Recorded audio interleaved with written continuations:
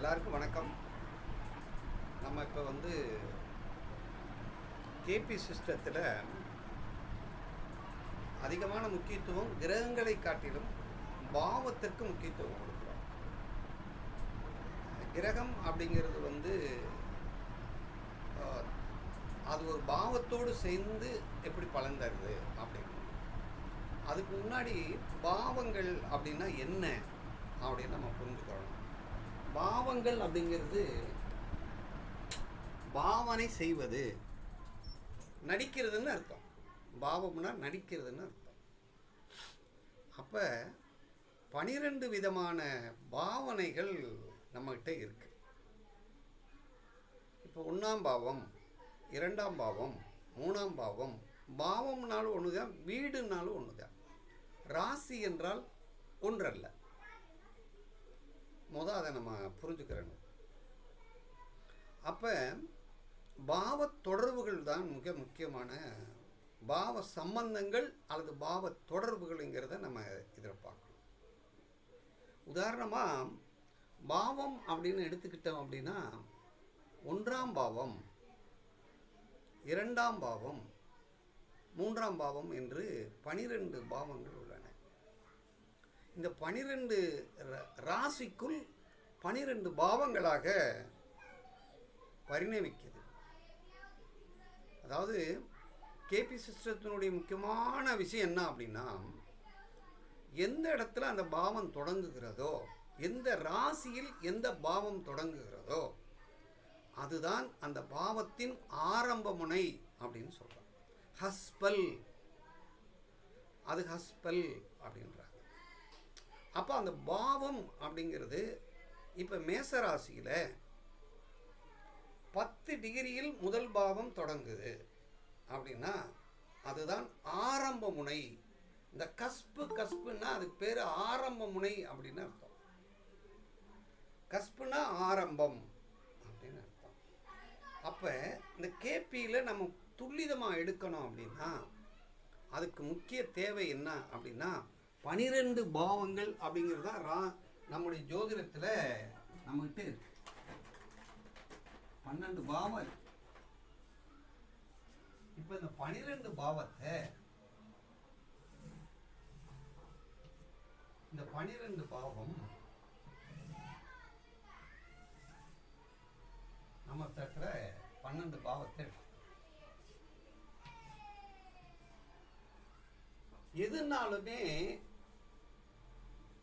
12 பாவத்தை நம்ம எப்படி பிரிக்கிறோம் அப்படின்னா 1, 2, 3, 4, 5, 6, 7, 8, 9, 10, 11, 12. இதில் முதல் பிரிவு இது. 2வது பிரிவு என்ன அப்படின்னா இதில் ஒற்றைப்படை பாவங்களை பூரா எடுக்கிறோம். 1, 2, 3, 4, 5, 6. அப்போ 6 ஒற்றைப்படை பாவங்கள் உண்டு. அது என்ன இருக்கு? ஒற்றைப்படை பாவம்,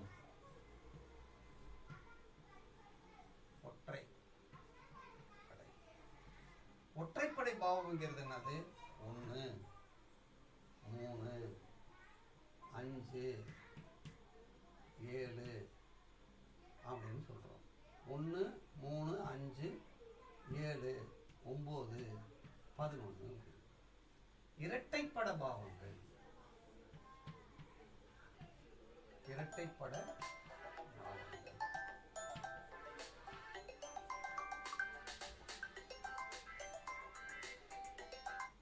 இரட்டைப்படை பாவங்கள் எடுத்துட்டோம்னா 2,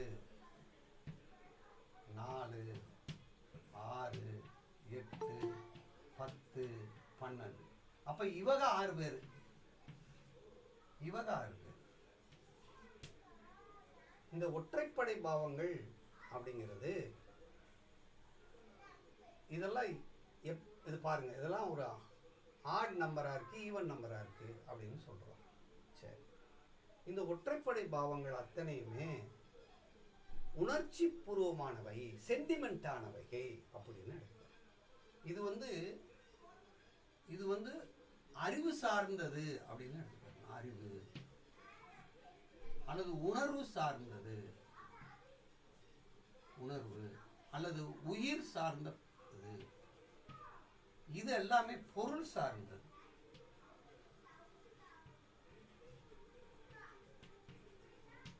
அப்ப இது உயிர் சார்ந்த பாவங்கள் என்றும் இது பொருள் சார்ந்த பாவங்கள் அப்படின்னு பிரிச்சுக்கிறோம். இப்ப இந்த உயிர் சார்ந்த பாவங்கள்ல ஒண்ணு இந்த ஒற்றைப்படை பாவங்கள்ல லீடர் யாருன்னா இவர், இரட்டைப்படை பாவங்கள்ல லீடர் யாருன்னா இவர் அப்படின்னு. இப்ப நம்ம எப்படி பிடிச்சுக்கணும் அப்படின்னா, இவர்கள் நல்லவர்கள், நல்லவர் அணி, இது வல்லவர்கள் அணி.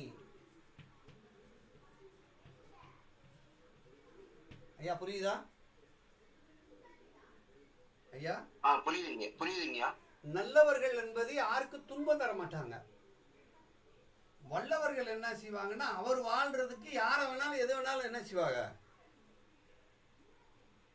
எதுவும் செய்ய ரெடியா இருப்பாங்க.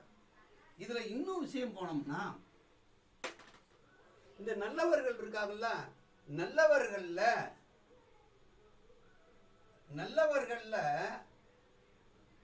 இந்த 5ஆம் பாவமும் இந்த 9ஆம் பாவமும்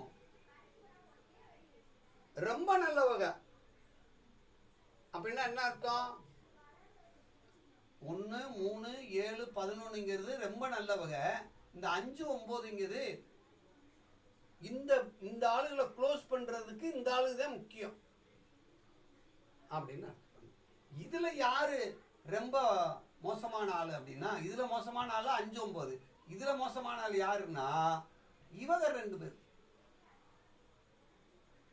இப்ப புரியுதாயா? புரியுதுங்க.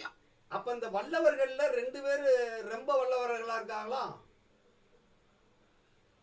நல்லவர்கள்ல 2 பேர் நல்லவர்களா இருக்காங்களா? ஆமாங்க.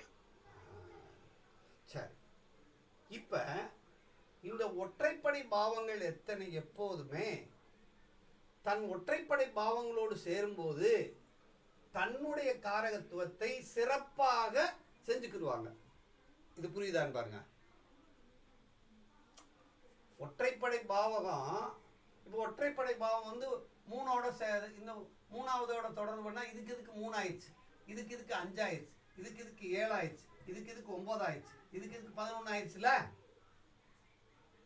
அது சிறப்பானதாக இருக்கும். எடுத்துக்கலாமா? இதே பாருங்க, இந்த இரட்டைப்படை பாவங்கள்ல 2ல இருந்து 4 எண்ணி பாருங்க, எத்தனை வருது? 2, 3, 4. 3 தானே வருது. இது 4ல இருந்து 6 எண்ணி பாருங்க, 4, 5, 6. 3 தானே வருது. அப்ப ஒரு பாவமும் அடுத்த பரிணாமத்தை கொடுக்கின்றது அப்படின்னு எடுத்துக்கணும். ஒற்றைப்படை பாவங்கள் அடுத்த பரிணாமம், இரட்டைப்படை பாவங்கள் அடுத்த பரிணாமம்னு எடுத்துக்கணும். இதுவரை புரிஞ்சா? இப்ப ஒரு பாவத்துக்கு இந்த பாவத்தோட தொடர்பு கொள்ளும் போது, எந்த பாவத்தோட? இந்த பாவத்தோட தொடர்பு கொள்ளும் போது இதுல உயிர் பற்றான விஷயம் இருக்கும் இல்லையா? இப்ப 1ஆம் பாவத்துல உயிர் பற்றான விஷயம் என்னது? மூளை தானே. மூளை. இப்போ இந்த 1ஆம் பாவத்தினுடையது, 1ஆம் பாவத்தின் ஒற்றைப்படை பாவங்கள் 3ஆம் பாவத்திலேயே, 5ஆம் பாவத்திலேயே, 7ஆம் பாவத்திலேயே, 9ஆம் பாவத்திலேயே, 11ஆம் பாவத்தில் தொடும்போது மூளை எப்படி இருக்கும்? நல்லா பிரகாசமா இருக்குங்க. அறிவு கூட அப்படின்னு எடுத்துக்கலாம். எப்படி எடுத்துக்கலாமா? சரி, இதுல இந்த 5ஆம் பாவம்ங்கிறது, 5ஆம் பாவம் 1, 5, 9ங்கிறது ஒரு திரிகோணமா? இது சிறப்பா செயல்படும். 1, 5, 9ங்கிறது 1ஆம் பாவத்துக்கு சூப்பரா இருக்கும். ஒரே மாதிரி திரிகோணம். இது ஆசையா? இது மூளை. ஜாதகரா? இது விருப்பம், ஆசை. இது என்னது? ஆசையினுடைய உச்சம், விருப்பத்தினுடைய உச்சம், உச்சபட்ச விருப்பம். புரியுதாயா? ஐயா, இது ஒரு குழந்தை, இது ஒரு குழந்தை, இது 1ஆவது குழந்தை, இது 2ஆவது குழந்தையா? புரிஞ்சா இல்லையா? இப்ப நீங்க கேட்ட கேள்விக்கு வருவோம். என்ன கேள்வி கேட்டைய ஐயா? அதாவது லக்ன பாவம் ஒற்றைப்படை பாவங்களோடு தொடர்பு கொள்ளும் பொழுது இரட்டைப்படை பாவங்களுடைய கொடுப்பினை குறைவா இருக்குமா இப்ப அப்படிங்கிறது எப்படின்னா, ஒரு பாவத்தோடு ஒரு பாவம் தொடர்பு கொள்ளும் போது அப்படின்னா என்ன அர்த்தம்னா, இயங்குதுன்னு அர்த்தம். இந்த பாவம் எந்த பாவத்தார சொல்லுங்க, இந்த பாவத்தை சொல்லுங்க, இந்த பாவம் எந்த ஒன்னாம் பாவம் எதோட இயங்குதுன்னு தொடர்பு கொள்ளுதுன்னு சொல்லுங்க. ஒற்றைப்படை பாவத்துல ஒற்றைப்பாடமே 2, 4, 6, 8ஓட தொடர்பு கொள்ளும். 2, 4 ஒரு பாவத்தை சொல்லுங்க. ரெண்டாம் பாவங்க. இப்ப ரெண்டாம் பாவத்தோட தொடர்பான இந்த ரெண்டாம் பாவம் தொடர்பாச்சுன்னா இது ரெண்டு தான் இயங்குது. ஜாதகரு சிந்தனை, இது ஜாதகருடைய மூளை சிந்தனை, இதெல்லாம் ஜாதகர் தானே. இது பொருள்பற்றான விஷயங்களை சிந்திக்கிறாருன்னு அர்த்தம். பொருளாதார வரவை பத்தி தான் அவர் சிந்திப்பாரு. இந்த வரவை பத்தி சிந்திக்கும் போது இந்த மூணாவது பாவத்துக்கு அது எத்தனாம் பாவமா வருது? 12ஆம் பாவமா வருதுங்க. அப்ப இந்த மூணாம் பாவத்தை எங்கேயாவது பயணம் போவாரா? இது வீடு, இது குடும்பம். ஐயா இது நல்லா பாருங்க, இது குடும்பம். இதோட தொடர்பு இருக்கும்போது இவர் வெளியே போவாரா? போக மாட்டாருங்க. போக மாட்டாரு. அப்ப இந்த பாவம் இவர் அனுபவிக்க முடியாது இல்ல. அப்ப இந்த பாவம் இயங்கும் போது இந்த பாவத்தை இவரை அனுபவிக்க முடியாது அப்படின்னு அர்த்தம். இப்ப இவருக்கு இது சாதகமாகுது இல்லையா? சாதகமாயிடுச்சு. சரி, இவர் மனைவிக்கு என்ன ஆகுதுன்னு பாருங்க. 8. மனைவிக்கு 8 வருது. அப்ப இவருக்கு இந்த மனைவிக்கு என்ன ஆயிரும்? இவர் வருமானம் சம்பாதிச்சார்னா மனைவிக்கு அது வலி வேதனைகள் கொடுக்குமா இல்லையா? கொடுக்குங்க. அப்ப இந்த மனைவி இந்த மனைவிக்கும் இவருக்கும் உறவுகள் வந்து இது 2 வேலை செய்யும் போது 8 வேலை செய்யும்ல. இவர் மனைவியை திட்டுவாரா திட்ட மாட்டாரா? திட்டுவாருன்னு அப்படின்னு அர்த்தம். ஏன் இங்க இருந்து எண்ணி பார்த்தா இது 6. அப்ப இது சாதகம் இல்லை. அப்ப ஒரு பாவம் நமக்கு கொடுப்பனை இருந்தால் அடுத்த பாவம் அதுக்கு ஒரு பாவம், இந்த பாவம் இங்குச்சுன்னா இந்த பாவத்தை கெடுக்கக்கூடிய பாவம் எது? இதற்கு முந்தைய பாவம். புரியுதா? 5ஆம் பாவம். இந்த 6ஆம் பாவத்தை க்ளோஸ் பண்ணணும்னா 5ஆம் பாவத்தை தான் க்ளோஸ் பண்ணணும். சரி, இந்த 1ஆம் பாவத்தை க்ளோஸ் பண்றது யாரு? 12. புரியுதா? ஏன் இந்த 12 வந்து க்ளோஸ்ன்னு சொல்றோம்? ஏன் க்ளோஸ் பண்ணுதுன்னு சொல்றோம்? இது நெருப்பு, இது நீர். க்ளோஸ் ஆயிருமா இல்லையா? ஆமாங்க. சரி, இந்த இரட்டைப்படை பாவங்கள் எல்லாமே பெண் ராசியா? ஆமாங்க. பெண் ராசி. ஒற்றைப்படை பாவங்கள்லாம் ஆண் ராசியா? ஆமாங்க. ரெண்டுமே ஒரு நேரத்துல எதுக்குது, ஒரு நேரத்துல ஒண்ணு சேருதா இல்லையா அப்படின்னு இருக்கு. சரி, இப்ப வந்து இந்த இந்த இந்த நெருப்பை க்ளோஸ் பண்றது யாராரு? இந்த நெருப்பை க்ளோஸ் பண்றது யாராரு கூட க்ளோஸ் பண்ணுவாங்க? நீர் சார். நீர் ராசி கூட சொல்லுங்க. கடகம். 4, 8, 12. கடக, விருச்சிகம், மீனம். 4, 8, 12 பாருங்க. 4, 8, 12. அப்ப வந்து இந்த 1ஆம் பாவத்தை வந்து கெடுக்கிறது எது? ஆனா இன்னொரு விஷயம் என்னன்னா, இந்த 4ஆம் பாவங்கிறது முழுமையா கெடுக்காது. முக்காவாசி கெடுத்துட்டு காவாசி நல்லது செய்யும், முக்காவாசி கெடுத்துடும். ஏன்? இது ஓடுற நீர், இது தேங்கின நீர், அது கடல். இதோ இவன் போய் வாழ முடியுமா? வாழ முடியுமா முடியாதா? முடியாது. அப்ப அந்த மனிதன் வாழ முடியாத காரணம் என்னன்னா, இது பஞ்சபூத தத்துவங்கள் தான் காரணம். சரி, இப்ப பாருங்க. இப்போ 1வது வீடு இருக்குன்னு வச்சுக்கோங்க. 1வது வீட்டுக்கு சாதகமான வீடுல எது? 1, 3, 5, 7, 9. பாதகமான வீடு எது? இரட்டைப்படை பாவங்கள் 2, 4, 6, 8, 12. 2. இன்னொரு விஷயத்தை நீங்க மனசுல வச்சுக்கணும். இந்த 6ஆம் பாவம்னு இருக்கு இல்லையா? இந்த 6ஆம் பாவம் 4ஆம் பாவமும் 8ஆம் பாவமும் 12ஆம் பாவம் தான் 1ஆம் பாவத்தை முழுமையாக கெடுக்கிறதுக்கு வாய்ப்பு இருக்கு ஐயா. 4ஆம் பாவம் 4ஆம் பாவத்தோட 1ஆம் பாவம் 4ஆம் பாவத்தோட தொடர்பான அவனுக்கு குழந்தை இருக்காது இல்லையா. 4ஆம் பாவங்கிறது மலட்டு பாவம். 4ஆம் பாவங்கிறது மலட்டு பாவம். அப்போ சந்தான விருத்தி அடையாது இல்லையா. கண்டிப்பாங்க. அதனால 1ஆம் பாவம் 4ஆம் பாவத்தோட தொடர்பு கொள்வது நல்லதில்லை. 1ஆம் பாவம் 8ஆம் பாவத்தோட தொடர்பு கொள்வது நல்லதில்லை. 1ஆம் பாவம் 12ஆம் பாவத்தோட தொடர்பு கொள்வது நல்லதில்லை. இப்போ 1ஆம் பாவம் 1ஆம் பாவத்துக்கு சாதகமான பாவத்தை எழுதிக்கங்க. 1 3 5 9 11 ஐயா. சொல்லுங்க. 1 3 5 9 11 இது சாதகமான பாவம். 1ஆம் பாவத்துக்கு பாதகமான பாவம் 4 8 12. அப்போ இது இல்லாமல் நடுநிலையாக இருக்கிறது என்னென்னா 2 6 7 10. 2ஆம் பாவம் வந்து பொருளாதாரத்தை கொடுக்குது. பொருளாதாரத்தை கொடுத்து குடும்பத்தில் ஒரு ஒற்றுமை இருக்காது.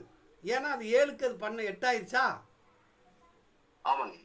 சரி, 6ஆம் பாவங்கிறது வந்து வேலையை கொடுத்துரும். ஆனால் மனைவிக்கு 7ஆம் பாவத்துக்கு அது 12ஆம் பாவம் ஆயிடுச்சா. சரி, 10ஆம் பாவங்கிறது வந்து மனைவிக்கு வந்து 4ஆம் பாவம் ஆயிடுச்சா. அது 4ஆம் பாவம்னால என்ன, அது முழுமை பெறாது. இல்லை, நான் சொல்ற விஷயம் உங்களுக்கு புரிஞ்சுச்சா இல்லையா? இல்லை இன்னொரு தடவை சொல்லவா ஐயா? பாலையா எழுதி போடுங்கய்யா. எழுதி போடுங்கய்யா. இங்க பாருங்க 1ஆம் பாவத்துக்கு சாதகமான பாவம் எது? 1 சாதகம்.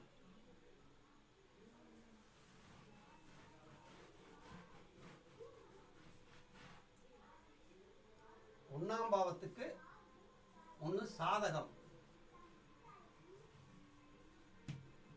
2வது பாதகம். சாதகம்னா பிளஸ், பாதகம்னா மைனஸ். அடுத்து வந்து நடுநிலை. நடுநிலைன்னு ஈக்குவல் அப்படி வச்சுக்கலாமா ஐயா? வச்சுக்கலாம். சரி, இப்ப பாருங்க, இதுல எந்தெந்த பாவம் எழுதுனா 1ஆம் பாவத்தை எழுதிட்டோமா? இப்ப எழுதியாச்சுங்க. 1ஆம் பாவம் எழுதிட்டீங்க. 1ஆம் பாவத்துக்கு அடுத்து 3ஆம் பாவம் எழுதிட்டீங்களா? எழுதியாச்சு. 3ஆம் பாவத்துக்கு அடுத்து 5ஆம் பாவம் 9ஆம் பாவம் 11ஆம் பாவம். 5ஆம் பாவம் 9ஆம் பாவம் 11ஆம் பாவம் இதெல்லாம் 1ஆம் பாவத்துக்கு சாதகமான பாவம். பாதகமானது என்னன்னா 4 8 12. இப்ப நடுநிலையான பாவம் எது? இது இல்லாதது பாருங்க. 2 6 இது இல்லாதது பாருங்க. எதாவது வருது? 2 6 7 7 10. இப்ப புரியுதா? இப்ப 1ஆம் பாவம் எந்த பாவத்தோட தொடர்பு கொண்டா 1ஆம் பாவத்துக்கு பிரச்சனை வரும்? 4 8 12 தொடர்பு கொண்டா 1ஆம் பாவத்துக்கு பிரச்சனை வருங்கயா. அப்ப 1ஆம் பாவத்துக்கு இந்த 4ஆம் பாவங்கிறது வந்து காவாசி தான் நல்லது செய்யுது, முக்காவாசி கெடுத்துருது. ஏன் இப்படி எடுத்திருக்காங்கன்னா, இங்க பாருங்க, இது வந்து ஜாதகர்னா இது மனைவி. இப்ப மனைவிக்கு இந்த மனைவிக்கு பாருங்க, இந்த 2ஆம் பாவம் இருக்குல்ல ஐயா? ஆமாங்கய்யா. மனைவிக்கு வந்து அது 8ஆம் பாவம் ஆகுதா? 7ஆம் பாவத்துக்கு வந்து 8ஆம் பாவம் ஆகுதா?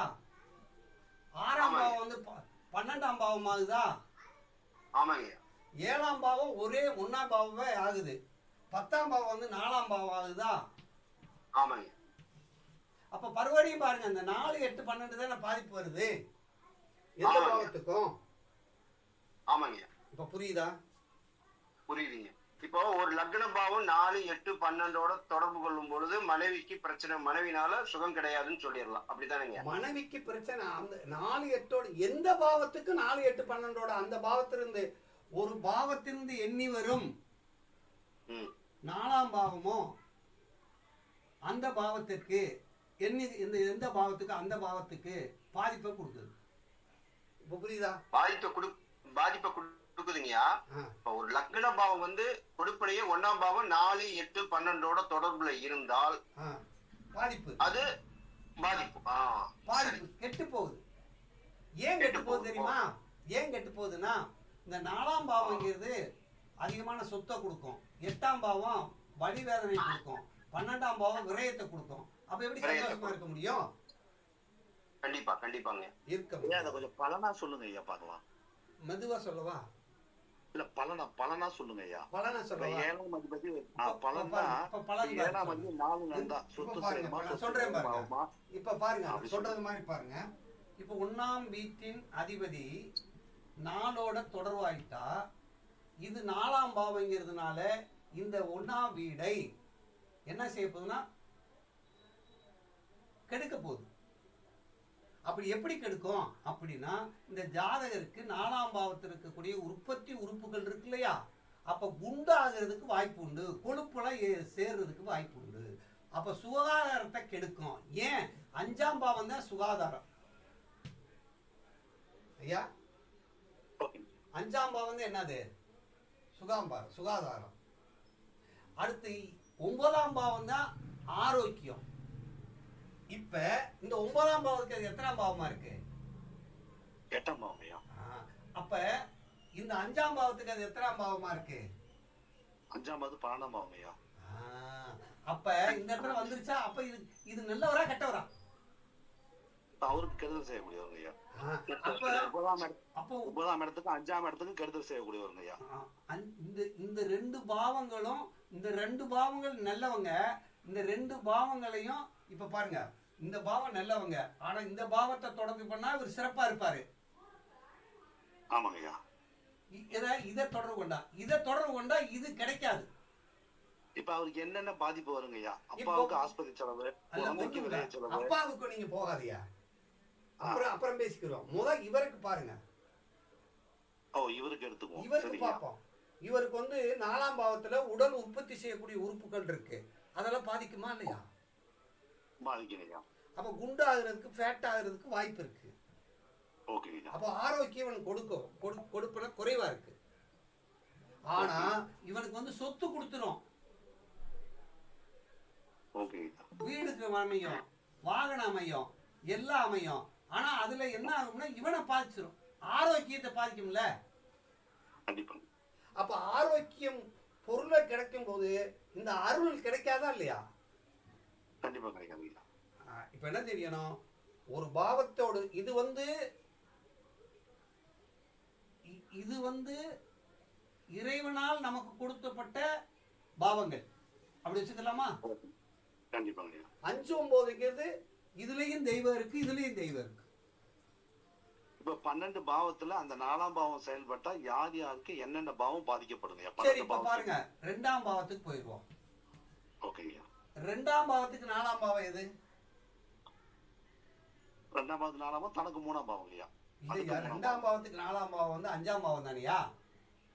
2ஆம் பாவத்துக்கு 4ஆம் பாவம். ஓகேங்க. இந்த 2ஆம் பாவத்துக்கு 4ஆம் பாவம் 5ஆம் பாவம் தானே? அப்ப இந்த 2ஆம் பாவம் 5ஆம் பாவத்தோட தொடர்பு கொண்டுச்சுன்னா என்ன ஆயிரும்னா பொருளாதார வீக் ஆயிருமா? கண்டிப்பாங்க ஐயா.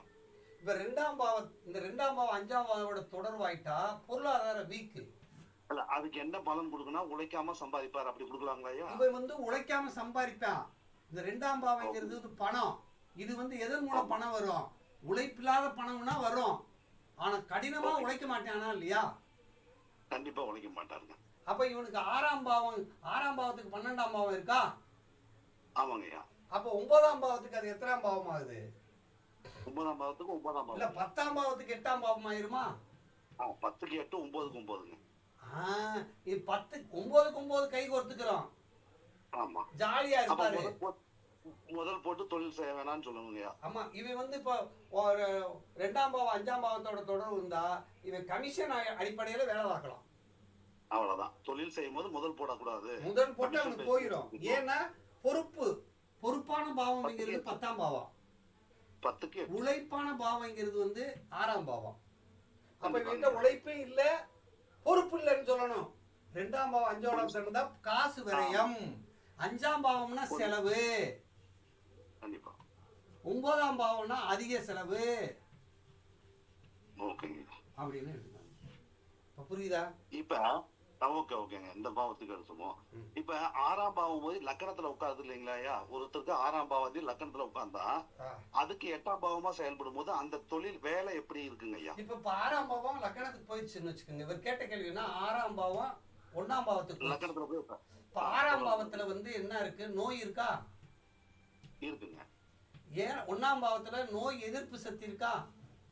இருக்குங்க ஐயா. அப்ப இந்த 6 போய் உள்ள உட்கார்ந்தா நோய் எதிர்ப்பு சக்தி போயிருமா? கெடுத்துருமா? ஆமாங்க ஐயா. அப்ப 6ஆம் பாவம் 1ஆம் பாவத்துல இருந்தா இவனுக்கு உடம்புல வந்து இம்யூனிட்டி பவர் இல்ல. எப்படி சொல்லணும்? இம்யூனிட்டி பவர் இல்லை அப்படின்னு எடுத்துக்கணும். ஆனா தனக்கு 8ஆம் பாவத்துல இவனுக்கு வலி வேதனை துன்பங்களும் இந்த 6ஆம் பாவம் 8 சொன்னா இந்த பாவம் கெட்டு போயிருமா இல்லையா? 6ஆம் பாவம் கெட்டு போகுமா இல்லையா? கெட்டு போயிருங்க. இந்த 6ஆம் பாவம் கெட்டு போச்சுன்னா இது 8ஓட தொடர்பானால 6ஆம் பாவத்தினுடைய காரகத்துவம் அப்படியே இதாயிடும் அப்படின்னு. ஜாதகருக்கு எப்படி கிடைக்குங்கய்யா? அது வந்து 6ஆம் பாவம் 1ஆ தொடரும் போது வேலையால பிரச்சனை இருக்குமா, இல்ல அடிக்கடி வேலை மாறுவாரா? 1 6ஓட தொடர்பு கொண்டால் அவனுக்கு வேலை கிடைக்கும். இவன் வேலையினால டார்ச்சர் ஆகுமா? புரியுங்கய்யா. வேலையால சிரமப்படுவானா? கண்டிப்பா. ஏன்னா சரராசி அடிக்கடி இடம் மாறிட்டு இருப்பாரு. பாருங்க, 6ஆம் பாவம் 1ஆம் பாவம் தொடர்புடுச்சுன்னா இவருக்கு வந்து வேலையால பிரச்சனை அப்படின்னு எடுத்துக்கணும். ஐயா அந்த இடத்துல நோய் ஏற்படுங்களா ஐயா? நோய் கிடைக்கும். இப்ப பாருங்க, இந்த நோய் ஐயா இது வந்து நோய். ஆனா இந்த நோயை வந்து இது 1ஆம் பாவத்தோட தொடர்பு கொள்ளும் போது இங்க நல்லா பாருங்க, இது வந்து இங்க தொடர்பு கொண்டால் நோய் ஏற்படும் ஐயா. இது வந்து இது தொடர்பு கொண்டா நோய், இது போனா நோய் இருக்கா? நோய் ஓடி போயிரும்ல. 6ஆம் பாவத்துக்கு 8ஆம் பாவமா வர்றதுனால நோய் எதிர்ப்பு சக்தி இருக்குல்ல உடம்புல. ஆமாங்க ஐயா. எப்படி பாருங்க ஐயா, 6ஆம் பாவாதி 5ல இருந்தா நோய் தீரும்னு சொல்லுவோம் நம்ம. 6ஆம் பாவம் வந்து 5க்கு போயிடுச்சுன்னா நோய் தீந்துரும், கடன் தீந்துருமா இல்லையா? ஆமா, அது தீர்க்கும். தனக்கு 8ஆம் பாவத்துல உட்காரும் போது அது எப்படிங்க ஐயா? தெளிவா கொடுங்கய்யா. அது 8ஆம் பாவம் போது அது வளர்த்து விடுமா? 6ஆம் பாவம் 8ஆம் பாவத்துக்கு போனுச்சுன்னா இத வளர்க்காது, கெடுக்கும். அத கெடுக்கும். அதுல இருக்க கெட்ட காரகத்துவத்தை கெடுக்கும். ஓகே, அது காரகத்துல இருக்க கெட்ட காரகம் அவனுக்கு நடக்கும். அவனுக்கு வந்து நல்லதோ கெட்டதோ இதுல எதை நீங்க நல்லதுன்னு சொல்றீங்களோ, இப்ப நோயின்னு சொன்னா கெடுத்துரும். கடன் சொன்னா கெடுக்குமா? கடனை கெடுக்குமா? அப்படின்னா கடன் வளராதா? அப்படி எடுத்துக்கலாங்கிறீங்களா? கடனை கெடுக்கத்தானே இருக்கு. இல்லைங்க, அடுத்தவங்க இல்ல இவர்கிட்ட அடுத்தவங்க பணம் இருக்கும்.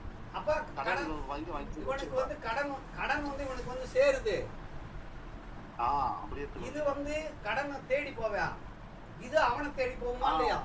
அதாவது 2ஆம் இடத்துல 6ல உட்கார்ந்தா இவர் பணத்தை கொடுத்துட்டு கஷ்டப்படுத்துவாரு. 6 1ல உட்கார்ந்தா இவர் கடன் வாங்கிட்டு மத்தவங்களை கஷ்டப்படுத்துவாங்க. நல்லா கவனி பாருங்க, இது தாய் மாமே. இந்த 6ஆம் பாவம் போய் 1ஆனதுன்னா தாய் மாமனுக்கு இவனால தொல்லை இருக்கும்ல. தாய் மாமனுக்கே தொல்லை இருக்கும். ஆமாங்க. இப்படி இருக்கு. ஓகே. அப்ப இப்ப புரியுதா எப்படி ஒரு பாவம் எப்படி செயல்படுது? இப்ப நம்ம புரிஞ்சுக்கிறது என்னன்னா, ஒரு பாவம் தனக்கு முந்தைய பாவத்தோடு தொடர்பு கொண்டால் அந்த பாவம் என்ன செஞ்சிடும்? கெட்டு போகும் ஐயா. ஒரு பாவம் தனக்கு முந்தைய பாவத்தோட தொடர்பாச்சுன்னா அந்த பாவம் என்ன செஞ்சோம்? கெடுத்துரும். அப்ப 12ஆம் பாவத்தோட தொடர்பு கொள்ளுதுன்னு அர்த்தம். இப்ப ஒண்ணு இல்லையா, 6ஆம் பாவாதிக்கு 4ல உட்கார்ந்தா வாடகை வீட்டுல இருக்கணும், இந்த வாடகை கொடுத்துட்டு இருக்கணும். அவர் வேலைக்கு போய் வாடகை வீட்டுல இருப்பார். ஏன் அப்படின்னா 6ங்கிறது 6க்கு இது 11ஆம் வீடு இல்லையா? ஆமாங்க. அப்ப இது விருத்தி பண்ணும் இல்லையா? இந்த 6ஆம் பாவத்தை விருத்தி பண்ணுமா இல்லையா? இது ரெண்டு கெட்டு ஜோடி, இது ரெண்டு என்ன ஆகுது? டெவலப் ஆகுமா ஆகாதா? கண்டிப்பா. இப்போ 6ஆம் பாவத்துக்கு ஒரு காரகத்துவம் என்னன்னா, வாடகை வாங்குறது, சம்பளம் வாங்குறது, நோய் வர்றது, வம்பு வர்றது, வழுக்கு வர்றதுலாம் இது பூரா கூடிக்கிறோமா இல்லையா? கண்டிப்பா ஐயா. அது நல்ல நிலைமையில நம்ம வாடகை வாங்குவோம், கெட்டு போச்சுன்னா வாடகை கொடுப்போம். அவ்வளோதான். இதுதான் அடிப்படை. இன்னும் வேற என்ன சந்தேகம்?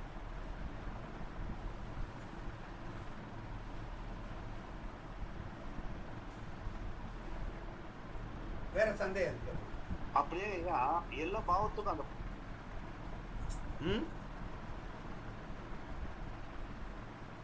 இப்போ ரூல் என்னன்னா, எந்த பாவமாக இருந்தால் அந்த பாவத்திலேருந்து 4, 8 தொடர்பு இருந்துச்சுன்னு வச்சுக்கோங்க. 4, 8, 12 அந்த பாவ காரத்துவம் அவருக்கு தானே. இப்போ 12ஆம் பாவம் எந்த பாவத்தோட தொடர்புன்னா கெட்டு போகும்?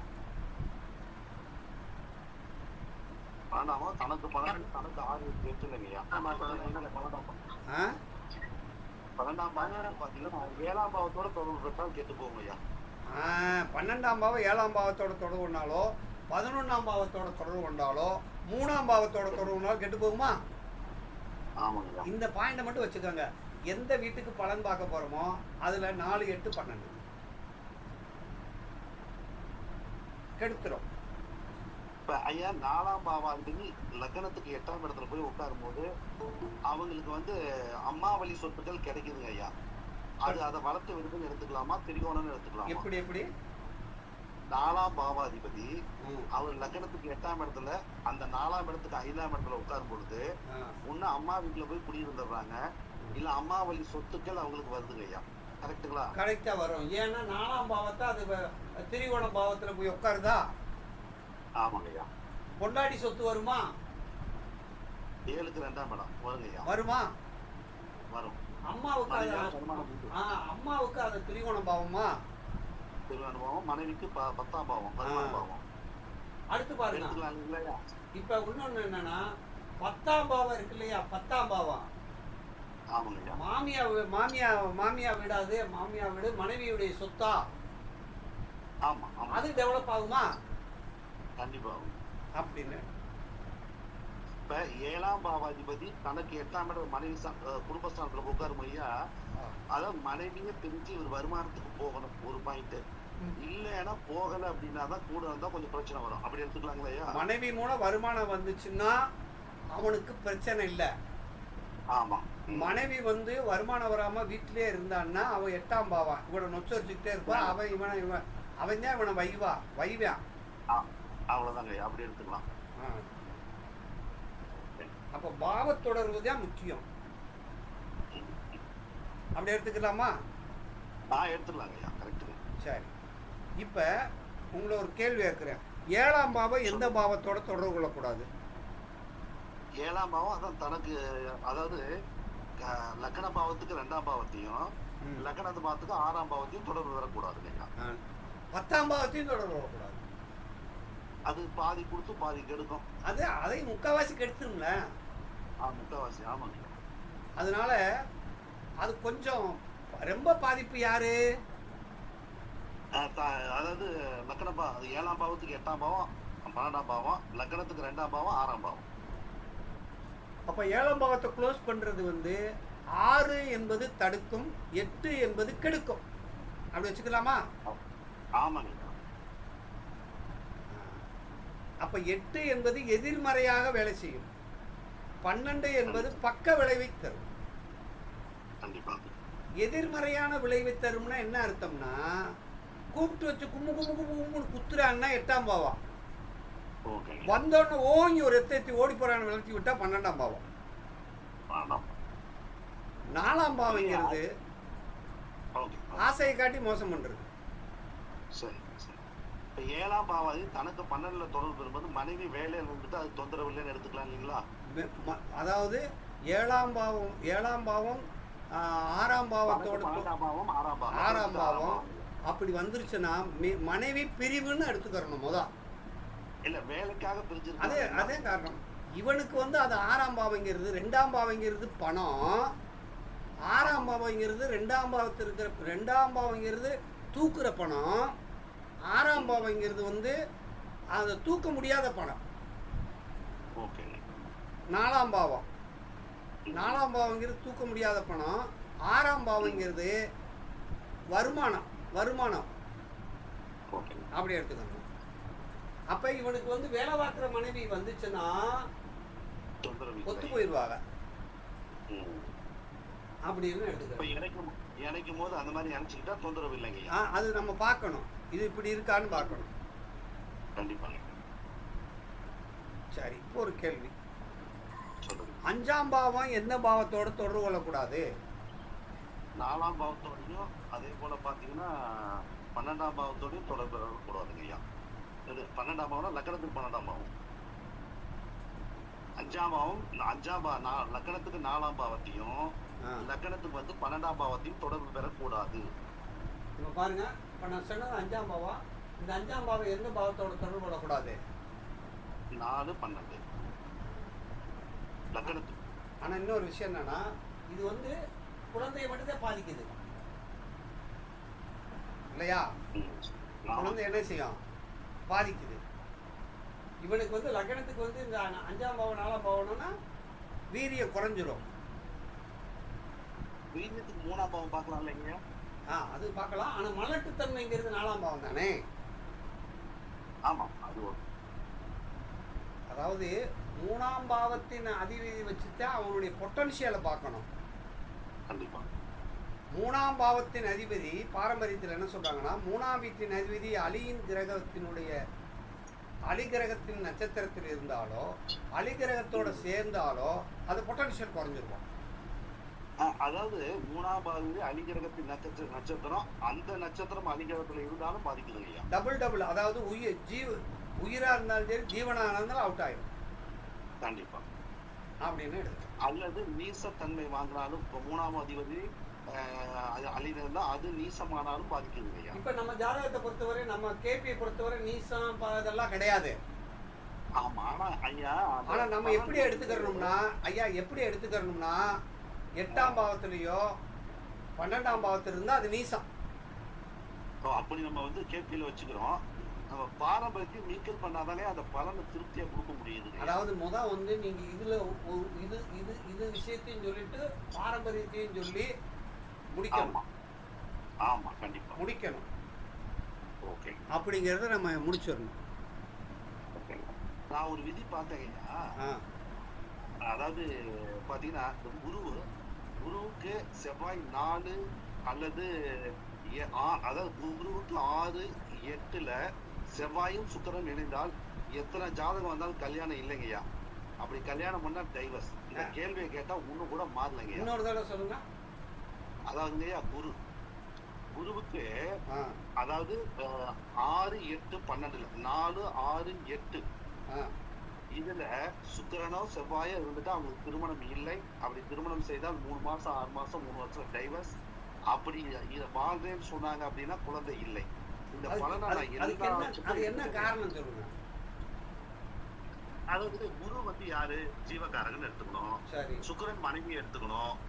இளமையில சுக்கிரனை வந்து அத்தைன்னு எடுத்துக்கணும் ஐயா. அவங்கள்ட்ட 2 கேள்வி. உங்களுக்கு அத்தை இல்லையா அப்படின்னா ஆமா சார். இருக்குன்னா கெட்டு போச்சா? ஆமா சார். அது முடிச்சுங்களா? அடுத்து அது வளர்ந்தவனே மனைவியா மாறிடுது இல்லைங்களா? அப்ப என்ன பண்ணுது? அந்த இடத்துல மனைவி கூட இவங்க சேர்ந்து வாழ வாய்ப்பு இல்லை சார். இப்ப செவ்வாய் வந்து எப்படி எடுத்துக்கிறோம்? மங்களக்காரகனா எடுத்துக்கிறோம். இப்ப இந்த இடத்துல இவங்க பெரியவர்களுக்கு கட்டுப்படுவது இல்லைங்க ஐயா. இன்னொரு விஷயம் பாருங்க, இந்த செவ்வாயும் சுக்கிரனும் சேர்ந்து இருக்கிறது குடும்ப வாழ்க்கைக்கு நல்லது. ஆமாங்கய்யா. ஆனா அவங்க மாதிரி நல்லா அனுபவிப்பாங்க இருப்பாங்க. பிரச்சனைக்கு வந்து 2 பேரும் சண்டை சச்சரத்தோட இருப்பாங்க. அதுல ஒரு விஷயம் பார்த்தாச்சுங்கய்யா, அவங்கள மாதிரி ஒற்றுமையா இருப்பதும் இல்லை.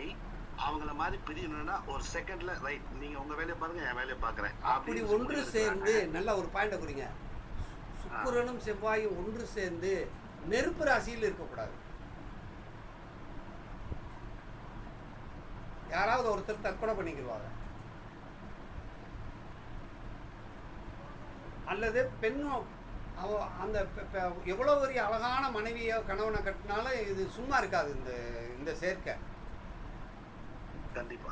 ஏன்னா அது கால புருஷனுக்கு 7 8ங்க ஐயா. ஆமா, அவ்வளோதான். அந்த கால்குலேஷன் எடுக்கும்போது அதுல இன்னொரு பாயிண்ட் கொடுத்தோம்னு வச்சுக்கீங்களேன், இவங்க பிரச்சனைக்கு இவங்க குடும்பமும் தலையிடக்கூடாது. இவங்க யார் ஒதுக்கி விட்டுருக்கணும் இவங்களை. ஆமா, இவங்க பிரச்சனைக்கு நுழையக்கூடாது. நுழைஞ்சால் பிரச்சனை பெருசு. இல்ல, இதை யாருக்கு சொன்னாலும் ஆமா சார், அவங்க நுழைஞ்சாங்கன்னு வச்சுக்கோங்க, யார் நுழையிறாங்களோ அவங்களுக்கு பிரச்சனை போயிடும். கண்டிப்பா. இன்னொரு விஷயம், நாடியில் என்ன சொல்றாங்கன்னா, சுக்கிரன் செவ்வாய் சேர்ந்து இருந்தால் போன பிறவியில் கணவன் மனைவியா இருந்தவர்கள் இந்த பிறவியில் ஒன்று சேர்ந்து அனுதினமும் அக்கப்போர் நடக்குமா. கண்டிப்பா கண்டிப்பா. ஒண்ணு, செவ்வாயும் சுக்கிரனும் 4 8 12 போயிட்டா இவங்களுக்கு கல்யாணம் நடக்காது. கண்டிப்பா சன்னியாசி வாழ்க்கை. இதுதாங்க, இது கரெக்டா எத்தனை பேத்துக்கு அடிச்சாலுங்க ஐயா, இது யார்ட்டையும் சொல்லல நானு. அதே மாதிரி பாருங்க, 7ஆம் பாவத்தின் அதிபதி சனியா வந்துட்டா, ராகுவா வந்துட்டா, லேட் மேரேஜ் தான். எடுத்துக்கலாம் ஐயா. இப்ப நிறைய பேத்துக்கு ராகு தோசை இருக்கு, 7ல ராகு இருக்குங்க ஐயா. இப்ப ஒண்ணுங்க, கேபில நீங்க வந்து 7ஆம் வீட்டின் சப்ளாடு சனியாவோ ராகுவா இருந்து அவர் இரட்டைப்படை பாவங்களோட தொடர்பாயிட்டாருன்னு வச்சுக்கோங்க. கண்டிப்பா கண்டிப்பா. அவர் வேகமா என்ன செய்ய முடியாது, மனைவி தேடி வராது. கண்டிப்பா கண்டிப்பா. அப்படி எடுத்துக்கலாம். ஐயா சீனிவாசையா, நான் பேசுறதெல்லாம் புரியுதா? இப்பதான் நான் கொஞ்ச நேரம் தான் வந்தேன். ரொம்ப டீடைலா பேசுறீங்க. ஆடியோல கேட்டாதான் புரியும் நினைக்கிறேன். சரி சரி. அதாவது கேபி சிஸ்டத்தையும் பாரம்பரியத்தையும் மிங்கிள் பண்ணி தான் பலன் சொல்லணுங்களா? எல்லா சிஸ்டத்தையும் நீங்க இணைச்சு பலன் சொன்னீங்கன்னா நீங்க தான் கெட்டிக்காரு. ஆமா, லாடி சாரம் எதனாலும் சரி, நீங்க எல்லா சிஸ்டத்தையும் எடுங்க. அந்த சிஸ்டத்தை பூரா எடுத்துக்கிட்டு நீங்க பலன் சொன்னீங்கன்னா மிக மிக ஒரு உன்னதமான ஜோதிடரா ஆயிருவீங்க. அதானே இவ்வளவு நாளா வந்து இந்த கிரகம்னு நீங்க சொல்லக்கூடாது, 1வது பாவம் 2ஆம் பாவம் 3ஆம் பாவம்னு சொன்னீங்க. இது வந்து கேபி, இது வந்து கேபி சேர்னால் இப்போ பாருங்க, இப்போ என்ன சொல்றோம்னா 2ஆம் பாவத்தின் சப்ளாடு, நான் கேட்குற மாதிரி சொல்லுங்க, 2ஆம் வீட்டின் சப்ளாடு சூரியனாக இருந்தால் அவருக்கு வருமானம் எது மூலம் வரும்? அரசாங்கத்து மூலம் வரும். நிரந்தரமான வருமானம் வரும். அவருடைய அப்பாவுடைய வழியில் வருமானம் வரும். அரசியலில் வருமானம் வரும். அல்லது ஒரு தனியார் நிறுவனத்தில் ஒரு தலைமை பதவியின் மூலம் அவருக்கு வருமானம் வரும், நிர்வகிக்கக்கூடிய தன்மை வரும். இப்படி எடுக்கிற அப்போ கிரகத்தை எடுக்கிறோமா இல்லையா ஜனாதையா? எடுக்கிறோமையா. அப்ப மருதாரா அமைப்புக்கு 11ஆம் இடத்தை பார்க்கணுங்கிறாங்களே, அப்ப அதுக்கு சொல்லுங்கய்யா. அதாவது பாரம்பரியத்தில் 11ஆம் இடத்தை பாருங்க, கேபியில் 9ஆம் இடத்தை பாருங்க. 9ஆம் இடங்கிறது கேபியில். ஏன்னா அடுத்த பரிணாமம்,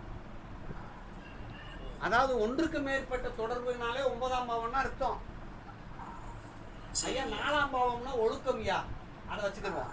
4ஆம் பாவம்னா ஒழுக்கம், ஒரு கட்டுப்பாடு.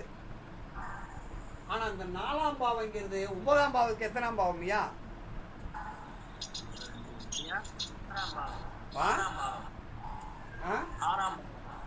அதாவது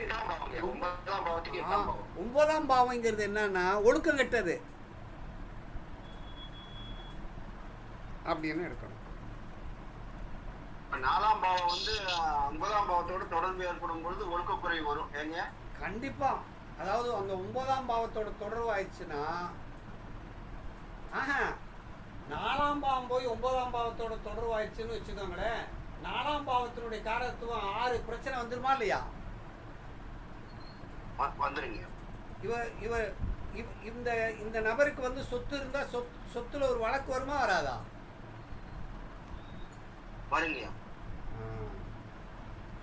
அப்படின்னு எடுத்து இப்பயா அந்த 4ஆம் பாவம் 11ஆம் பாவத்தோட தொடர்பு ஏற்பட்டால் அது ஜாதகருடைய ஒழுக்கம் எப்படியா இருக்கும்? இப்போ 4ஆம் பாவம் 11ஆம் பாவத்தோட 8 ஆயிடுதா? 8 ஆயிருக்குங்கய்யா. அப்ப 8 ஆயிடுச்சுன்னா அவன் ஆசை நல்லா நிறைவேறுமா? நிறைவேறிடுங்க. கருப்பு இல்லாதவன்னு அர்த்தம். Right, super. நீங்க என்ன செய்யணும்னா இந்த பாவத்தை கெடுக்கிற எந்த பாவத்தோடையும் லக்ன பாவம் தொடர்பானாலும் இந்த பாவம் தொடர்பானால் கெடுத்து தானே. கண்டிப்பா கண்டிப்பாங்க.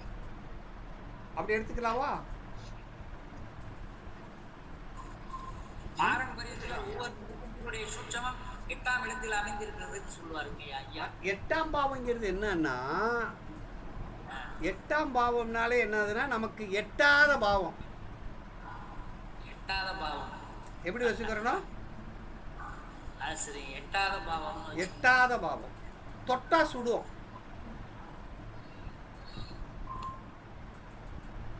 இப்போ புரியுதா? 10ஆம் பாவம்னா நமக்கு பத்தாத பாவம். ஐயா இப்போ 1ஆம் பாவம் 10ஆம் பாவத்தோட தொடர்பாயிடுச்சுன்னா 10ஆம் பாவத்தை தொடர்பு ஆயிடுச்சுன்னு வச்சுக்கோங்களேன்.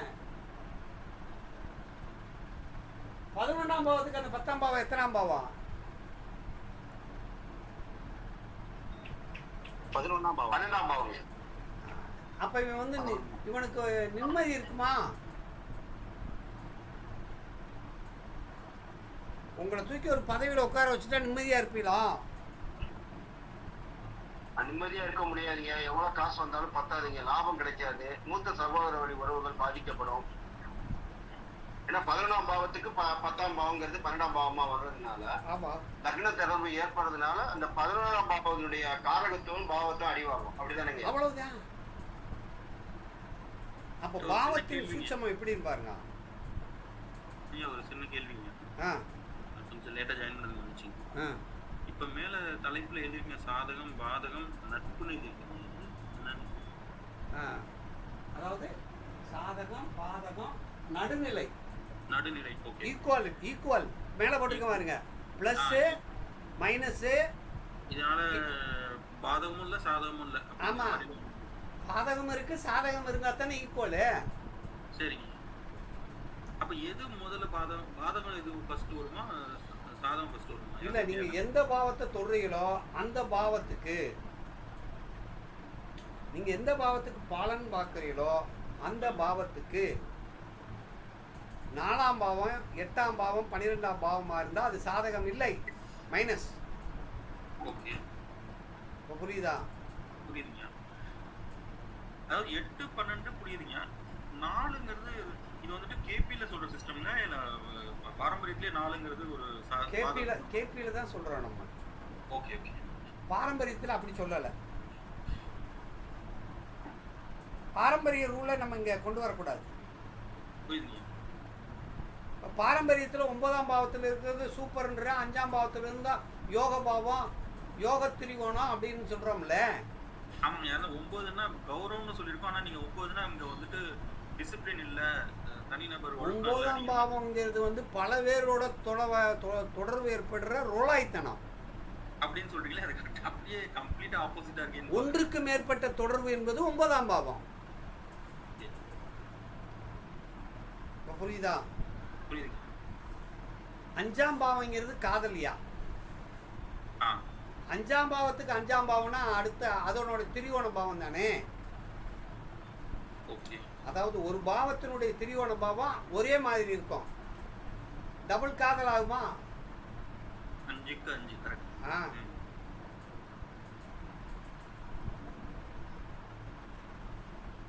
இப்ப புரியுதா? புரியுது. அப்ப பாவங்கள் என்பது எப்படி பாவனை செய்யுது? கேபியில பாவம் தான் முக்கியம். ஐயா 2ஆம் பாவத்தோட தொடர்புன்னா கெடுதல் இல்லை, ரொம்ப கெடுதல் இல்லை. 6ஆம் பாவத்தோட தொடர்புனாலும் கெடுதல் இருக்கு, நல்லது. 10ஆம் பாவத்தோட தொடர்பு கொண்டால் கொஞ்சோண்டுத கெடுதல் இருக்கு. 11ஆம் பாவத்தோட தொடர்பு கொண்டால் சூப்பராக இருக்கும். 11ஆம் பாவங்கிறது என்னன்னா அவனுடைய அபிலாசைகள் பூர்த்தி ஆகுமா.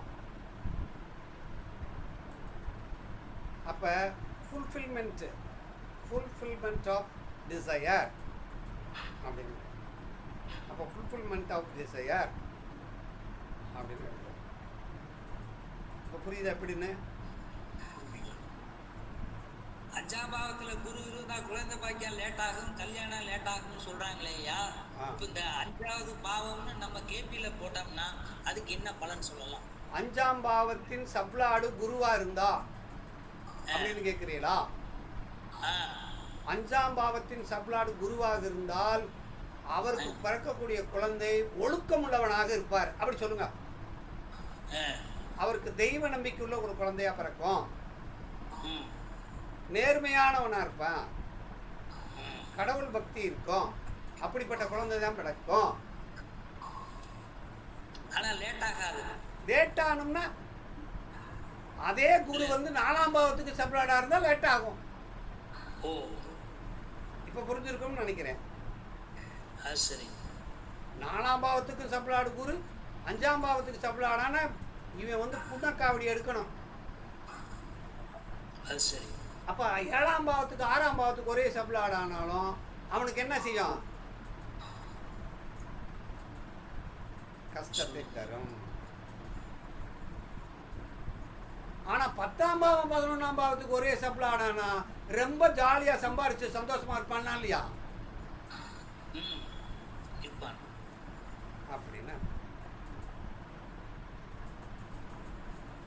எந்த பாவமோ அந்த காரகத்துவத்தை எந்த பாவத்தோட தொடர்பு கொள்ளுதோ அந்த பாவம் தனக்கு சாதகமா இருக்கா பாதகமா இருக்கா அல்லது நடுநிலையா இருக்கான்னு பார்க்கணும்.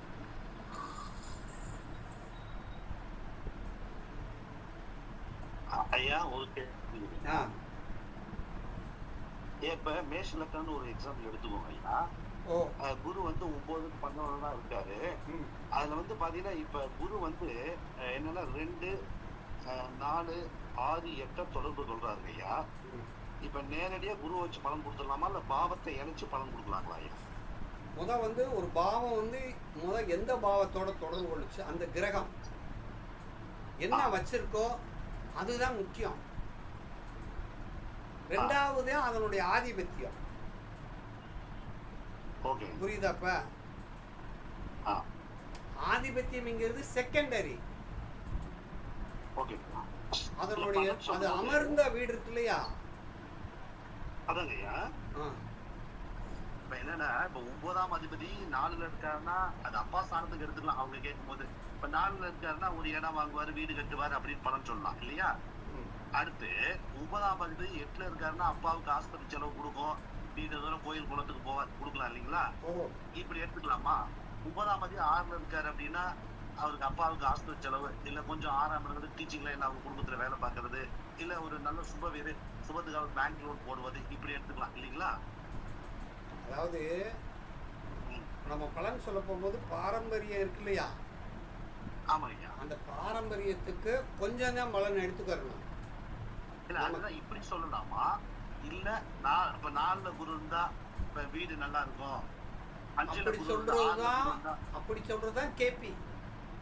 இல்ல அந்த மாதிரி சொல்லலாமா? இல்ல பாவத்தையும் இணைச்சு பாவத்தையும் அந்த பாவம் எந்த கிரகம் வச்சிருக்கோ அந்த கிரகத்தை இணைச்சு சொல்லணும். உதாரணமா சொல்றேன். 8ஆம் பாவத்தின் சப்ளாடு நான் நல்லா பாருங்க. 8ஆம் பாவத்தின் சப்ளாடு சந்திரனா வந்துட்டாரு என்ன பலன் சொல்லுவிய? 8ல சந்திரன் தான் அம்மாவுக்கு உடம்பு சரியில்லாம போயிடும், மனசை ஒருநிலைப்படுத்த முடியாது இல்லைங்களா? இந்த சந்திரனோட காரகத்துவம் அங்க கெட்டு போச்சு நம்ம எடுத்துக்கணும் ஐயா. பயணங்கள் சிறப்பா இருக்காதுன்னு எடுத்துக்கணும். ஆனா நான் என்ன கேட்கிறேன்னா அந்த லக்கணத்துக்கு பாவத்தையும் இணைச்சு பலன் கொடுக்கலாமா வேண்டாமான்னு கேட்கிறேன். ஒரு உதாரணத்துக்கு பாருங்க. ஒரு உதாரணத்துக்கு இப்ப மேஷ லக்கணம் 4ஆம் அதிபதியா சந்திரன் வந்துடுறாரு. இப்ப அது பாரம்பரியம் ஓகே. ஏன்னா கொடுக்கும்போது மக்களுக்கு அது கொடுத்தா கொஞ்சம் சிறப்பா இருக்கு இல்லைங்களா? இப்ப 8ஆம் இடத்தை மட்டும் வச்சு பலன் கொடுக்கலாமா? 4 8ன்னா இப்ப அம்மாவுக்கு ஆஸ்பத்திரி செலவு நடக்கும், வண்டி வாங்குற ஒரு விபத்து கண்டம் கொடுக்கும். 8ஆம் இடத்துல நீசமா இருக்கிறதுனால ஒரு வேலை சொத்தை கொஞ்சம் விரைவு பண்ணணும், இல்ல அடமான கடன் வைக்கிறேன், இப்படி பலன் சொல்லலாமா? இல்ல 8ஆம் இடத்துல சந்திரன் இருக்கிற பலன் அது மட்டும் கொடுக்கலாமா? நான் ஐயா முதல் வந்து 8ஆம் பாவத்துல சந்திரன் இருக்கிறதுனால அந்த சந்திரன் நீசமாயிடுச்சு, ஓகே அப்படி சொல்லிடலாம்ல. மேஷ லக்னத்துக்கு நீசம். அதே மாதிரி 4ஆம் பாவத்துக்கு 8ஆம் பாவம் எத்தனாம் பாவமா இருக்கு? பிரிவான பாவம், அது அம்மாவின் சொத்துக்கள், அப்படி எடுத்துக்கலாம். அப்ப கஷ்டப்பட்ட சொத்து தானே அவனுக்கு கிடைக்கும். அம்மாவுடைய சொத்தா இருந்தாலும் கஷ்டப்பட்டா தானே அவனுக்கு கிடைக்கும். இல்ல அதுலயும் கொஞ்சம் பிரச்சனை இருக்குன்னு எடுத்துக்கலாம், கஷ்டப்படணும், ஓகேங்க. 8ஆம் பாவங்கிறதுனால இந்த இடத்துல கஷ்டம். ஓகேங்க. தாய் வந்து தாய்க்கு நல்லது இல்ல. ஓகே. தாய் வந்து இவன் பிறந்ததுனால இவளுக்கு இவ்வளவு பிரச்சனை வந்துருச்சுன்னு சொல்லணும். அவ்வளவுதான். அந்த பாவத்தையும் இணைச்சு பலன் கொடுத்துக்கலாமான்னு டவுட் கேட்டேன். ஓகே தானே? சரி, இப்போ ஒரு வேலை சொல்றோம். சுக்கிரன் வந்து 8ஆம் பாவத்தினுடைய சப்ளாட் ஆயிடுறாரு. இப்போ இவனுக்கு பலன் சொல்லுங்க. இப்ப சுக்கிரன்னா அத்தையை எடுத்துக்கலாம், சுக்கிரன் மனைவியை எடுத்துக்கலாம், சுக்கிரன் வந்து வண்டி வாகனத்தை எடுத்துக்கொள்ளலாம் இல்லைங்களா? அது என்ன ராசி? வீர் ராசினா சுகர் இருக்கான்னு கேட்கலாம், கர்ப்பப்பை பிரச்சனை இருக்கலாம், நோய் அதை கேட்கலாங்க ஐயா. இப்ப அந்த பொருள்ல வந்து வண்டி வாகனத்தை பத்தி கேட்கலாம், உறவு முறையில யார் கேட்கலாம்? மனைவி கேட்கலாம், அத்தையை கேட்கலாம், மூத்த அக்கால கேட்கலாம். இதுல எல்லாம் ஒரு பிரச்சனையை சந்திச்சுக்கலான்னு கேட்கலாம், இருக்கு இல்லைங்களா? இது பூரா பிரச்சனையா இருக்குன்னு சொல்லணும். அதுதான் சொல்றேன், அவர்கிட்ட பிரச்சனை இருக்குன்னு சொல்லுவோம், அவர் ஆமான்னு சொல்லணும் இல்லைங்களா? நீங்க கேபில சொல்லப்போ மட்டும் இருக்கலாம்ங்கிறது மட்டும் சொல்லக்கூடாது ஐயா. உங்களுக்கு வந்து 8ஆம் வீட்டுல சுக்கிரன் வச்சிருக்கிறதுனால மனைவினால வலி வேதனை துன்பங்களை அனுபவிக்க வேண்டியது கண்டிப்பா உண்டு. இது கல்யாணத்துக்கு அப்புறம் கேட்க வேண்டிய கேள்வி இல்லையா? அதே மாதிரி கல்யாணம் பண்ணலைன்னா அத்தை இருப்பாங்களா, அக்கா இருப்பாங்களா, ஒரு இடத்துல வேலை பார்க்கிறாருன்னா அந்த வேலை பார்க்கற இருக்கக்கூடிய பெண்கள் இருப்பாங்களா, ஏஜுக்கு தகுந்த மாதிரி பலனை கேட்டுக்கணும். அந்த பலனை நம்ம சொல்லணும். இப்ப அவன் என்ன சொல்றான், அதே இதுல அவன் சுக்கிரன்றா இருக்கிறதுனால வந்து ஒரு பகட்டுக்காரியை நம்பி எல்லாத்தையும் ஏமாந்துருவான்னு சொல்லலாமா? சொல்லலாம். இதுல என்ன கிடைக்குது ஐயா, ஒருத்தருக்கு அத்தை பாதிக்குது, ஒருத்தருக்கு மனைவியை பாதிக்குது, எல்லாருக்கும் ஒரே காரகத்துவத்துல பலன் வரலைங்க. அதுக்குதான் 4 பலனை நம்ம கொடுத்துடணும். அதுக்கு எப்படின்னா இன்னொரு விஷயம் நான் சொல்றேன் பாருங்க. சொல்லுங்க. உண்மையாக மானசீகமாக குருவை நினைத்து நாம யாரு வந்து தெய்வமா நினைக்கிறோமோ அவரை நினைத்து சொன்னோம்னா அதைத்தான் அவனுக்கு என்ன இருக்கோ அதை தான் சொல்லுவோம். இது நாங்க நமக்கு தெரிஞ்ச விஷயத்த ஒருத்தர் வந்து 8ஆம் பாவம் சந்திரன், என்னப்பா ஜலதோஷம் அடிக்கடி பிடிக்குமோ, சின்ன குழந்தையா இருக்கும்போதே உனக்கு ஈஸ்னோபிலியா வந்துச்சோ, வந்துருக்குல்லடா அப்படின்னு கேட்டால் ஆமான்றான். அவங்க அம்மா சொல்லுது, ஆமாம் ஆசை ஆஸ்பத்திரியா தூக்கி அலைஞ்சேங்குது. இன்னொருத்த வந்தபோது சொல்கிறான், இன்னொருத்த வந்தோன்னு சொன்ன 8ல் சந்திரன் இருக்கனால எப்பா உங்கள் வீட்டில் வாட்டர் டேங்கில் அந்த டேப்பில் தண்ணி சொட்டு சொட்டுன்னு வடியுதோ? 200% இது பலன் உண்டுங்கய்யா. பைப்பு உடைச்சான்னு கேட்கலாம், பைப் லைன் இழுத்தியான்னு தண்ணி எப்படி மாத்தினாலும் தண்ணி பிரச்சனை வீட்டுல இருக்கோ, போர்ல அதுல இடத்தையே கேட்கலாம். பாத்ரூம்ல நீ இப்ப ஆல்ட்ரேஷன் பண்ணியா இல்ல பைப்பு உடைஞ்சிச்சா இருக்குங்கய்யா. இல்ல அது மாதிரி நடந்துட்டு இருக்கு. இப்ப ராகு இது வந்து எதை வச்சு கேட்கறேன்னா, கோச்சார ராகு செவ்வாய் மேல போகும்போது என்ன நடக்குன்னா, இந்த பாயிண்ட் என்ன கேட்கணும். இப்ப மெட்டாலாவில் ஒரு நிகழ்வு நடந்தது தெரியுங்களாங்கய்யா? இப்ப இங்க லோக்கல்ல இருந்தா தெரியும், ராசிபுரம் இடத்துல நம்ம ஜாதகம் பார்க்க வராருங்க ஐயா. ஒரு 3 நாளைக்கு முன்னாடி வராரு. ராகு செவ்வாய் மேல பயணம் பண்ணும்போது என்ன பண்றதுன்னா டயரை வெடிக்க வைக்கிறாரு ஐயா. அப்ப அந்த இடத்துல கொஞ்சம் அவர் டிரைவர் கொஞ்சம் பார்த்து போங்க, நம்மகிட்ட ரெகுலரா பாக்குறவரு, அவங்க ஜாதகம் கொஞ்சம் பாத்துக்கங்கன்னு சொல்லி கொஞ்சம் கவனமா போங்கன்னு சொல்றோம். 1 வீக்ல இப்ப அது பிளாஸ் நியூஸ்ல கூட வந்துச்சுங்க. அது என்னன்னா கரெக்டா டயர் வெடிக்குது, பஸ் இன்னொரு லாரியில அடிக்குது, டிரைவரும் இவரையும் இறக்குறாரு, அந்த லாரி டிரைவர் இறக்குறாரு, பேசஞ்சர் 3 பேர் இறக்குறாங்க. இது எப்ப நிகழ்வு நடக்குது? கரெக்டா அந்த ராகு செவ்வாய் மேல போகும்போது வெடி விபத்து இதெல்லாம் கொடுத்துருவாங்க. இந்த ராகு தசையோ ராகு புத்தியோ நடந்துச்சுன்னு வச்சுக்கோங்க, இவனுக்கு வந்து அதிகமா கொடுக்க ஆரம்பிச்சிருவாரு. கண்டிப்பா கண்டிப்பா. வந்த உடனே ஒருத்தர் வந்து ராகு எந்த வீட்டுல இருக்கிறாரோ, நல்லா கவனிங்க, ராகு எந்த வீட்டுல இருக்காரோ அந்த இப்ப 4ல ராகு இருக்காருன்னு வச்சுக்கோங்க, அம்மா அழகா இருப்பாங்களான்னு கேட்டா 100% அப்படியே இருக்கும். சரிங்க. 5ஆம் பாவத்தில் இருந்தால் குழந்தை அழகா இருக்கும். ஐயா இது 100% உண்மைங்கய்யா. எங்க அம்மா எனக்கு ராகு 4, எங்க அம்மா அப்படித்தாங்கய்யா இருந்தாங்க. பாருங்க, இது 100% உண்மை. கேளுங்க நீங்க. இல்ல உண்மைங்க, கரெக்ட். அப்ப இந்த ராகுங்கிறது என்னங்கிறது அப்படின்னா இந்த இடத்துல மெருக விட்டுது அப்படின்னு எடுத்துக்கோங்க. கண்டிப்பா. அப்ப ஒரு பாவத்தை இணைச்சு கிரகத்தை இணைச்சு வந்து நம்ம முக்கியத்துவம் எல்லாம் கேபி சிஸ்டத்துக்கு தான் முக்கியத்துவம் கொடுக்கணும். ரெண்டாவது அதுக்கடுத்து இந்த மாதிரி சில பாயிண்ட்ஸை சொல்லணும். இப்போ சனி வந்து ஒரு இடத்துல இப்போ சனி யாராவது இங்கே இருக்கிற சனி எந்த வீட்டில் இருக்கான்னு சொல்லுங்க. சனி 3, 9ங்கய்யா. இது இப்போ பாருங்க, 3ஆம் பாவத்தில் 9ஆம் பாவத்தில் இருக்குன்னு வச்சுக்கோங்க. சனி எந்த வீட்டில் இருக்கோ அந்த வீட்டில் ஒரு அகால மரணம் நடைபெறும், அல்லது ஒரு சூசைடோ ஒரு இது கண்டிப்பாக இருக்கும் அவங்க அந்த வர்க்கத்தில். அந்த வம்சத்துல ஊனம் இருக்குங்க ஐயா. ஊனம் பிரச்சனை அவங்களுக்கு உண்டு அந்த சனியினால. ஐயா எனக்கு சனி லக்னத்திலே இருக்குங்க. எங்க பெரியப்பா ரயில் அடிபட்டு பார்த்தீங்களா உண்டு. அப்ப இன்னொரு விஷயம் என்னன்னா, ஊனம்ங்கிறது என்னன்னா சனியும் 12ஆம் பாவம் தொடர்பு இல்லாமல் ஊனம் வராது. 12ஆம் பாவத்துக்கு சப்ளாடா சனி வந்து அவர் 6, 8, 12ஓட தொடர்பான ஊனம். இந்த ஆட்டிசம் மன சிதைவு குழந்தைகள் மாதிரி பிறக்குவாங்களே அவங்களுக்கு எப்படியா? இப்ப மனசிதைவுன்னு எடுக்கிறோம்னு வச்சுக்கோங்க. மனம்னாலே 3ஆம் பாவம். 3ஆம் பாவத்திலே சந்திரன் வந்துடுறாருன்னு வச்சுக்கோங்க. 3ஆம் பாவத்தின் அதிபதியே சந்திரன் இருக்காரு, அல்லது 3ஆம் பாவத்துல சந்திரன் இருந்தா பயந்த சுபாவம் உடையவன்னு சொல்லணும். நீங்க நைட்ல படுத்துருக்கும் போது பெட்டில் ஒண்ணுக்கு இருக்கிறவெல்லாம் அவன் தானே ஐயா. புரியுதுங்க. அப்ப அந்த 3ஆம் பாவத்தை கெட்டு போச்சுனால்தான் அவனுக்கு என்ன கிடைக்கும்? மனநிலை பாதிக்கப்படும். சந்திரனும் 3ஆம் பாவம் கெட்டு போகக்கூடாது, மனம் கெட்டு போகக்கூடாது. 3ஆம் பாவம் 8, 12ஓட தொடர்பாயிடுச்சுன்னு வச்சுக்கோங்க, அவனுக்கு மனசு என்ன ஆயிரும்? நீங்க வந்தோன்னு பாருங்க, சந்திரன் நீசமா இருக்கிறதும் சந்திரன் வந்து 8, 12க்கு சப்ளாடா வர்றதும் ஒண்ணு தானே.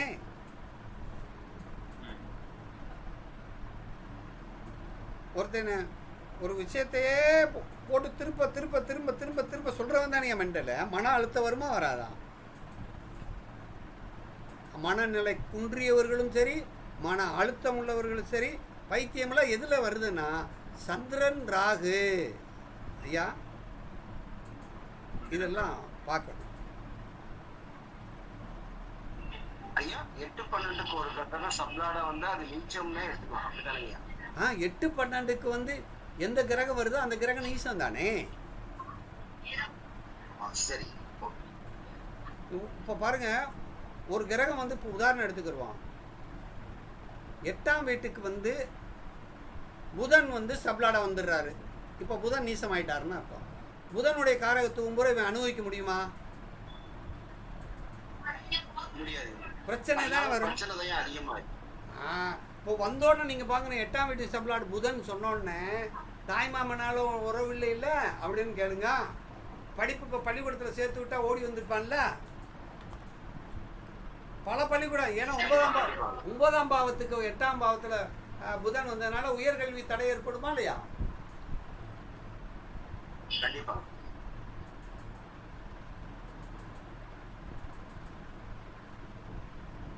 3ஆம் பாவத்துக்கு சப்ளாடா புதன் வந்தா என்ன சொல்றியா? கம்யூனிகேஷன் பவர் நல்லா இருக்கு. இப்போ அவன் வந்து கேட்குறான், படிப்பை பற்றி கேட்க வர்றான். 3ஆம் பாவத்துக்கு சப்ளாடு என்ன சொல்லுவியா?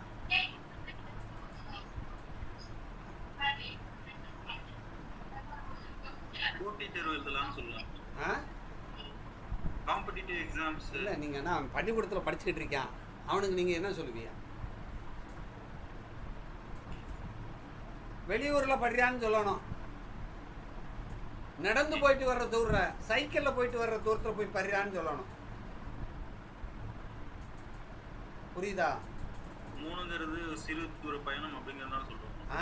படிப்புங்கிறது புதன், சிறு தூரம்ங்கிறது அதே மாதிரி உட்காந்து படிக்காதவரை நடந்துக்கிட்டே படிறான்னு சொல்லணும். அவனை ஓகே. உட்கார்றது 4ஆம் பாவம் அப்படின்னு எடுக்கணும். அப்படி செய்யலாமா? சரி. இப்போ இதில் ஏதாவது கேள்வி இருக்கா இன்றைய பாடத்தில்?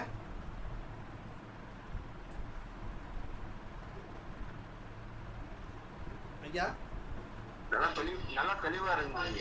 படத்துல எல்லாம் நல்லா ரொம்ப தெளிவாக நம்ம நிறைய விஷயங்களை பற்றி இன்றைக்கி அதை பற்றி பேசியிருக்கோம்.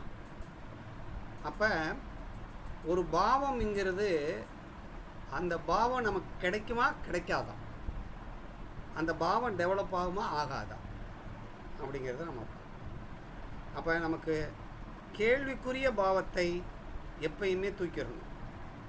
கேள்விக்குரிய பாவம் என்ன கேள்வி வைக்கிறோமோ அந்த பாவத்தை எடுத்துக்கணும். சரி, இதில் ஏதாவது சந்தேகம் இருந்தால் கேளுங்க, இல்லைன்னா முடிச்சுக்கிடுவோம்.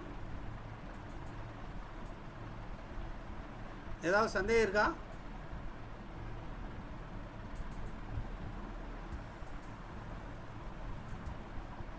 இல்லைங்க, சந்தேகம் இல்லை. அப்போ இன்றைய வகுப்பை நம்ம நிறைவு செய்வோம். பரவாயில்ல, இந்த 2-3 பேர் ஃபீஸ் கட்டினாங்க, அவங்களுக்கு பரவாயில்ல. இன்னும் கொஞ்சம் ஃபீஸ் பெண்டிங் இருக்கிறவங்கலாம் அதை கட்ட சொல்லுங்கள். நம்ம நாளைக்கு இரட்டை குழந்தை ஜாதகத்தை ஆய்வு செய்வோமா, இல்லை அடுத்த வாரம் வச்சுக்கிறோமா?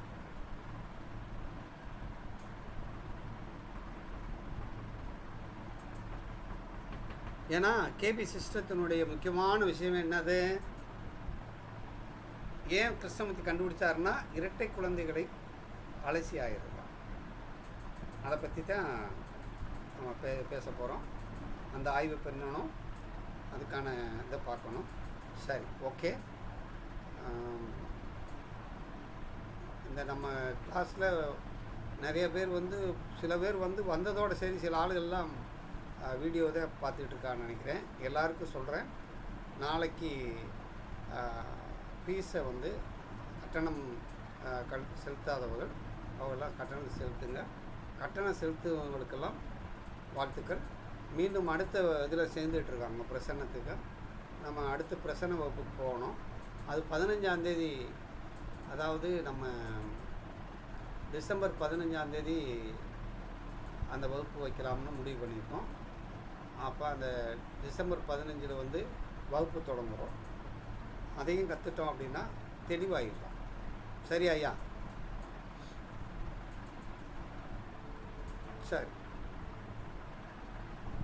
சீனிவாச ஐயா, சரிங்கய்யா, அது மாதிரி செஞ்சிடலாம். சரிங்க, சரி சரி. நாளைக்கு எல்லோரும் நாளைக்கு சந்திப்போம். நாளைக்கு 7 மணிக்கு.